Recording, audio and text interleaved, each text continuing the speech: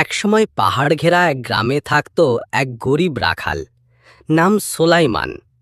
তার পরিবার ছোট হলেও ছিল মজার। সোলাইমানের দুই বোন, সাদিয়া আর শান্তা, বয়সে কাছাকাছি কিন্তু স্বভাবে একেবারেই আলাদা। সাদিয়া ছিল শান্ত, ধীর স্থির আর বুদ্ধিমতী।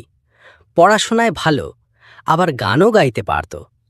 অন্যদিকে শান্তা ছিল দুষ্টু, চঞ্চল আর খেলাধুলার পাগল। সারাদিন হাসি ঠাট্টা দৌড়ঝাঁপে ব্যস্ত থাকত। একদিন সোলাইমান গরু নিয়ে মাঠে গেল। দুই বোনও তার পেছনে গেল। এই যে সাদিয়া, শান্তা, তোমরা আবার পেছনে এলে কেন? আমরা না এলে তো তোমার গরুগুলো বাঘে খেয়ে ফেলতো। আরে বোকা, দিনের বেলায় বাঘ আসে নাকি? হাসতে হাসতে হাসবে না কেন? যদি সিনেমার বাঘ হয়? সবাই হো হো করে হেসে উঠল। গরুগুলো ঘাস খাচ্ছিল। মালা হঠাৎ একটা খেলা বের করল, গরুর সাথে দৌড় প্রতিযোগিতা। চল সাদিয়া, আমি গরুর সাথে দৌড়াবো, দেখি কে জেতে। উফ, এটা আবার কেমন খেলা? তুই তো গরুর নিচে পড়ে আঘাত পাবি। চিন্তা করিস না, আমি সুপার হিরো। মালা দৌড় শুরু করল। গরু শান্তভাবে ঘাস খাচ্ছিল, কিন্তু মালার কাণ্ড দেখে গরুটি দৌড় দিল। আর তখনই মালা ধূপ করে কাদায় পড়ে গেল। এই সুপারহিরো, এখন কাদামাটি খাস?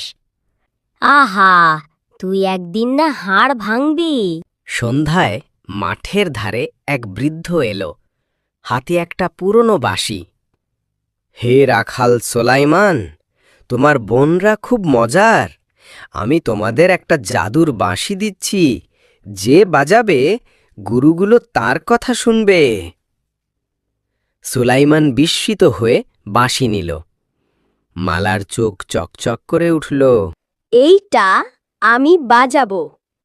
আরে সাবধানে, এটা জাদুর বাঁশি। শান্তা বাজাতেই গরুগুলো গোল হয়ে দাঁড়ালো আর তাল মিলিয়ে লেজ নাড়তে লাগল। সবাই অবাক। দেখো দেখো, আমি গরুর ব্যান্ডমাস্টার।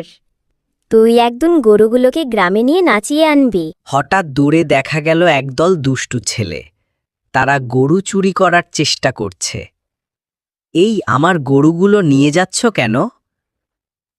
দুষ্টু ছেলেরা হাসল। আমরা গরু নিয়ে যাব, তোরা কিছু করতে পারবি না। সাদিয়া দ্রুত রফিককে বলল,